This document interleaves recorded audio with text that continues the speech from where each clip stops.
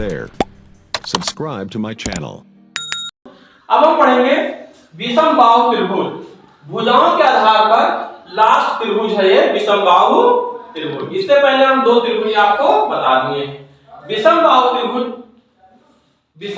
त्रिभुज से यही स्पष्ट है। विषमबाहु पहले क्या होता था? सम यानी बराबर, तो विषम का मतलब बराबर नहीं। विषमबाहु त्रिभुज जिसकी तीनों भुजाएं अलग अलग हो, जिसकी तीनों भुजाएं अलग अलग हो और तीनों कोण अलग अलग अंश के हो, वही हमारा विषमबाहु त्रिभुज होगा। जिस त्रिभुज की तीनों भुजाएं अलग अलग हो और तीनों कोण अलग अलग हो, उसे हम विषमबाहु त्रिभुज कहते हैं। देखो ये त्रिभुज है, ये विषमबाहु यानी तीनों अगर देखा जाए तो तीनों भुजाएं क्या बराबर हैं? देखो ये 3 सेंटीमीटर की है, ये क्या सेंटीमीटर की है? ये क्या सेंटीमीटर की है?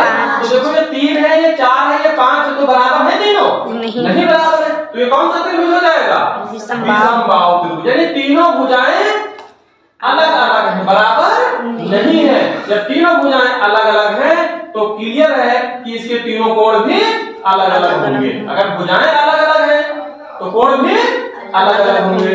तो जिस त्रिभुज की तीनों भुजाएं अलग अलग होंगी यानी एक माप की नहीं होंगी, अगर एक 3 सेंटीमीटर की है तो दूसरी 4 सेंटीमीटर की हो, तीसरी 5 सेंटीमीटर की हो या 6 सेंटीमीटर की हो, वही हमारा विषमबाहु त्रिभुज होगा। यानी एक माप की कोई भुजा न हो, वही हमारा विषमबाहु त्रिभुज होगा। इसमें देखो ये त्रिभुज, ये 5 सेंटीमीटर की भुजा है, ये 6 सेंटीमीटर की भुजा है, ये 7 सेंटीमीटर की भुजा है। क्या ये विषमबाहु त्रिभुज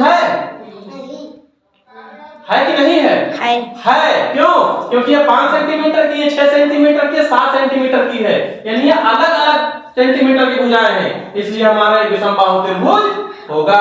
अगर ये यहाँ 6 है, ये 6 होती तो ये विषमबाहु त्रिभुज ना होकर के कौन सा होता?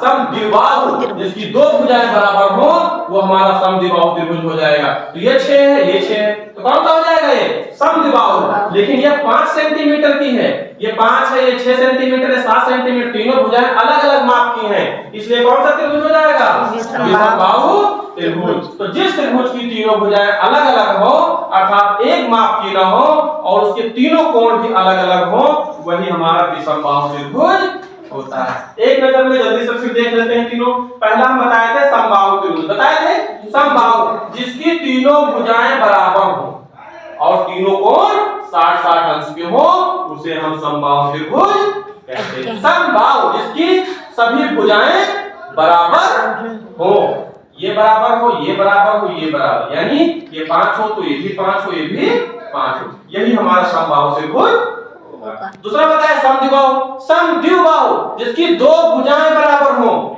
देखो ये बराबर है, ये छोटी है। अगर ये 5 सेंटीमीटर की है तो ये भी 5 सेंटीमीटर की होनी चाहिए और ये उससे छोटी होनी चाहिए या उससे बड़ी होनी चाहिए, कोई जरूरी नहीं कि छोटी हो।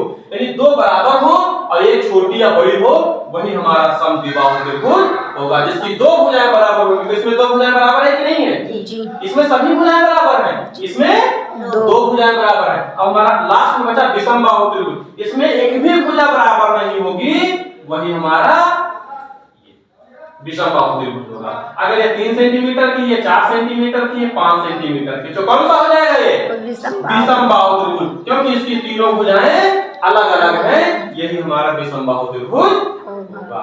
ठीक, अब हम अगली वीडियो में पढ़ेंगे त्रिभुज की। ये हमने बता दिया भुजाओं के आधार पर 3 प्रकार के होते हैं। अब हम इसके बाद बताएंगे त्रिभुज कोणों के आधार पर। हमने इससे पहले जिक्र किया था, बताया था कि कोणों के आधार पर भी त्रिभुज 3 प्रकार के होते हैं। न्यून कोण त्रिभुज, समकोण त्रिभुज और अधिकोण त्रिभुज। तो इसको आप लोग पहले लिख लीजिए, फिर हम आपको नेक्स्ट वीडियो में बताएंगे कोणों के आधार पर त्रिभुज।